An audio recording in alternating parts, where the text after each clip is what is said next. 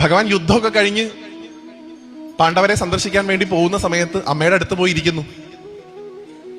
ചോദിക്കുന്നു, ഇനി നിങ്ങൾക്ക് എന്താ വേണ്ടത്? എന്തെങ്കിലുമൊക്കെ ചോദിക്കൂ, എന്തെങ്കിലും ഒരു ആഗ്രഹം ഉണ്ടെങ്കിൽ ചോദിക്കൂ, ഞാൻ അതും കൂടെ ചെയ്തു തരാം. നമ്മളോട് ഗുരുവായൂരപ്പൻ ചോദിച്ചാൽ നമ്മൾ എന്ത് പറയും? നമുക്ക് ലിസ്റ്റ് ഉണ്ടല്ലോ, തരൂ കൃഷ്ണ. രണ്ട് തരത്തിൽ വ്യാഖ്യാനിക്കും ആചാര്യന്മാര്.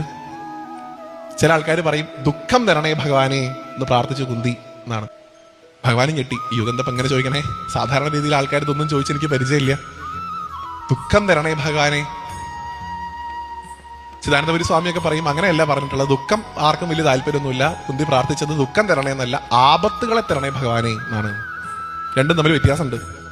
എപ്പോഴും സങ്കടം ആർക്കും വലിയ ആഗ്രഹമൊന്നുമില്ല, പക്ഷെ ആപത്തുകൾ ഉണ്ടായാൽ നല്ലതാണ്. ഭഗവാൻ ചോദിച്ചു, എന്തിനാ അമ്മ ഇങ്ങനെ ചോദിക്കണേ? കണ്ണ് നിറഞ്ഞുകൊണ്ട് മുമ്പിലിരിക്കുന്നത് സ്വന്തം സഹോദരന്റെ മകനാണെന്നുള്ള വ്യാഖ്യാനത്തിലൊന്നും അല്ല കുന്തി ഇരിക്കുന്നത്. നവദ്വാരങ്ങളുള്ള ഈ ശരീരത്തിൽ ഇരിക്കുന്ന ഭഗവാനെ എന്ന് വിളിച്ചു തന്നെയാണ് അഡ്രസ് ചെയ്യുന്നത് കുന്തി. അങ്ങനെയുള്ള ഭഗവാനെ, അങ്ങ് എനിക്ക് ആപത്തുകളെ തരണം. എന്തുകൊണ്ട്? ആപത്തുകൾ ഉണ്ടാവുന്ന സമയത്ത് ആ ആപത്തുകളെ മാറ്റാൻ ഞങ്ങളുടെ അടുത്തേക്ക് അവിടെ നിന്ന് ഓടി വരുമല്ലോ. അവിടെ നിന്ന് ഓടി വന്ന് ഞങ്ങളുടെ ആപത്തുകളെ മാറ്റാൻ വേണ്ടി ഞങ്ങളുടെ അടുത്തേക്ക് വരുമ്പോൾ ഞങ്ങൾക്ക് അങ്ങേ കാണാലോ, അങ്ങേ തൊടാലോ, അങ്ങോട്ട് സംസാരിക്കാലോ.